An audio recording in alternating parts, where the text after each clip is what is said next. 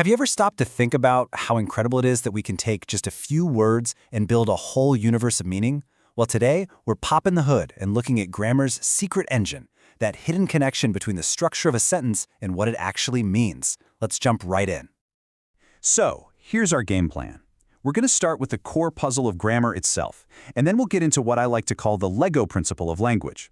After that, we'll become detectives and uncover a sentence's hidden blueprint, see how that structure really shapes meaning, and finally, take a look at how experts are trying to put it all together. It all really kicks off with something super simple, but incredibly powerful once you see it. Okay, get this. Both of these sentences use the exact same words. The dog bit the man. But just by swapping two of them, we create two completely different realities. The dog bit the man, sure, happens all the time. But the man bit the dog, now that is a story. The words are identical, but the meaning totally transformed. So, this leads us right to the big question, the one we're going to spend our time on today. How is that even possible? How can just the order of words have such a massive impact on the world we're describing? Well, the secret is something that linguists call the syntax-semantics interface. It sounds complicated, but it's not. Think of syntax as the rulebook for how to arrange words, and semantics as, what words mean. This interface is the magic spot where they meet. It's where grammar stops being about just being correct and starts actively building meaning. It's the engine room. So how does this engine actually work? You'll be happy to know it's not just chaos. It actually runs on a pretty simple and really elegant core idea. And that idea is called the principle of compositionality. This is basically the master blueprint for all of language. All it says is that we figure out what a sentence means by taking the meanings of the individual words and combining them using a set of rules. We don't just hear a jumble of words. Our brains are systematically building. Honestly, the best way to think about this is with Legos. The individual words are your bricks. You've got a dog brick, a bite brick, a man brick. The rules of grammar, your syntax, that's the instruction manual telling you how to snap those bricks together. And the result, the full sentence, is your finished model, a cool spaceship or a castle, a complete idea built from all those little parts. But here's the crucial part. It can't be random.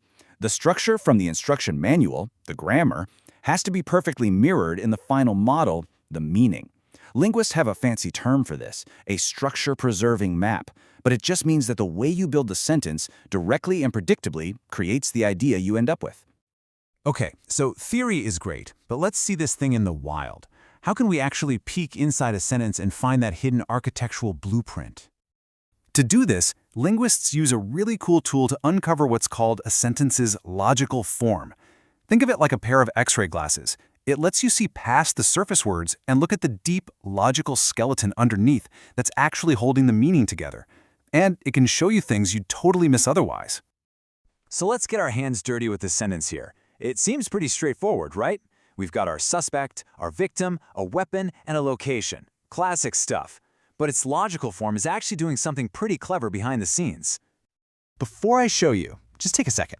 If that big sentence is true, that Scarlett poked mustard with a pencil in the library, what other, shorter things must also be true? Well, if the whole thing is true, then it logically has to be true that Scarlett poked mustard with a pencil, right? And it also has to be true that Scarlett poked mustard in the library. And if you strip it all the way down, it must be true that Scarlett poked mustard. We can pull details away and the core of it still holds up. And that pattern is the big reveal. It's the clue that shows us the hidden blueprint. The sentence's logical form isn't just a flat list of things. It's built around a central event, the poking, and all the other bits, like with the pencil and in the library, are just extra details attached to that main event. That structure is exactly why we can logically peel them off. Okay, so here's the real kicker.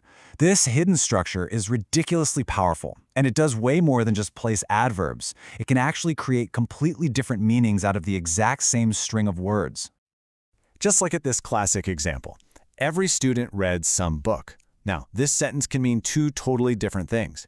Meaning one, there was one specific, super popular book, let's say it was Harry Potter, and every single student in the class read that one book. Or, meaning two, every student did their homework and read a book, but they could have all read completely different ones. Same words, same surface order, but two different hidden structures give us two very different worlds. And this stuff is everywhere. Grammatical structure is what tells you who he can possibly refer to in a sentence.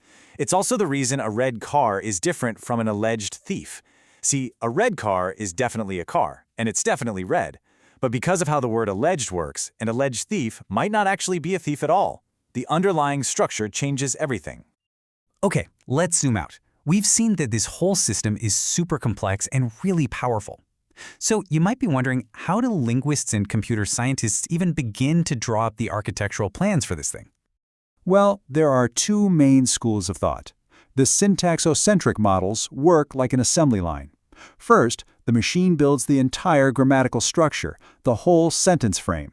Then, it sends it down the line to have the meaning poured in. But in parallel models, it's more like a team workshop.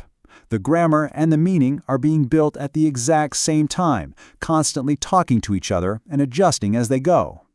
And of course, the science never stands still. There are even more advanced ideas like dynamic semantics, which don't just look at one sentence at a time. They model meaning based on its power to change the whole conversation. So if I say, "a man walked in," I've now put a man into our shared context, so when I follow up with, "he was wearing a hat," you know exactly who he is. It's all about how meaning flows. So the real takeaway here is that grammar is so much more than just a bunch of boring rules you had to memorize in school. It is the deep, logical, and fascinating engine we all use to build and share our worlds.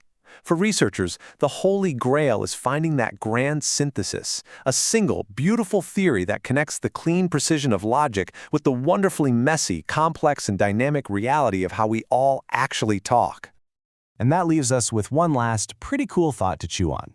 If grammar really is this powerful engine for making meaning, you have to wonder, as our world keeps changing and our language evolves right along with it, what amazing new ideas, what new meanings are we on the verge of being able to build next?